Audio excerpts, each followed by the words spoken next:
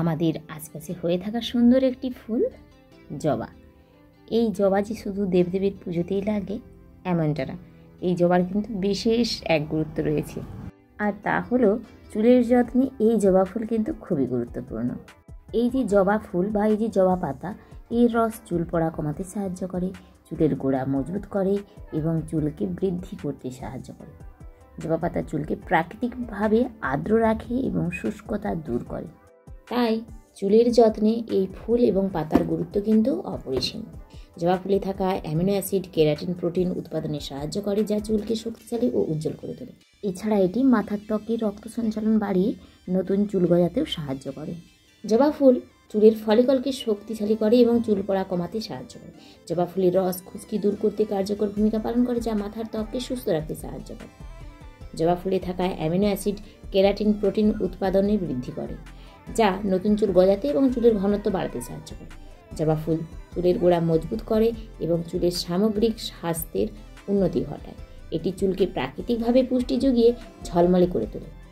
জবা ফুল ও পাতা রস মাথার ত্বকে রক্ত সঞ্চালন বৃদ্ধি করে, যা চুলের ফলিকলকে পুষ্টি যোগায়। কিভাবে ব্যবহার করবেন? জবা ফুল ও পাতা পিষে একটি পেস্ট তৈরি করুন। এই পেস্টটি নারকেল তেল বা দইয়ের সাথে মিশিয়ে হালকা গরম করে চুলে এবং মাথার ত্বকে ম্যাসেজ করুন। আধ ঘন্টা বা 30 মিনিট আপনারা চুলটা শুকনো হতে দিন, তারপর ভালোভাবে শ্যাম্পু দিয়ে চুলটা পরিষ্কার করে নিন।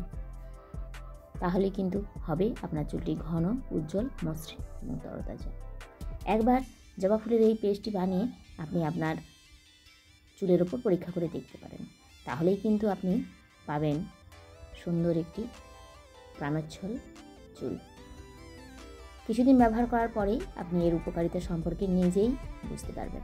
তাই বলবো, আর দেরি না, আজই আপনারা আপনাদের নিজেদের বাগান থেকে হোক বা যেখান থেকে হোক দুটো জবা ফুল সংগ্রহ করে এই পেস্টটি বানিয়ে আপনার চুলে মেখে দেখুন। বিশেষ করে আমরা মেয়েরা প্রত্যেকেই কিন্তু এই সমস্যায় ভুগি। প্রত্যেকেরই মাথার চুল উঠে যায়, প্রত্যেকেই খুব সমস্যার সম্মুখীন হই, বিশেষ করে এই বর্ষার সময়। তো এই বর্ষার সময় যদি আপনারা এই জবা ফুল আপনাদের নিজেদের চুলের ওপর ব্যবহার করতে পারেন, তাহলেই মিলবে সমাধান। তাই বলবো, আমার এই ভিডিওটি দেখার পর একবার অন্তত ট্রাই করে দেখুন।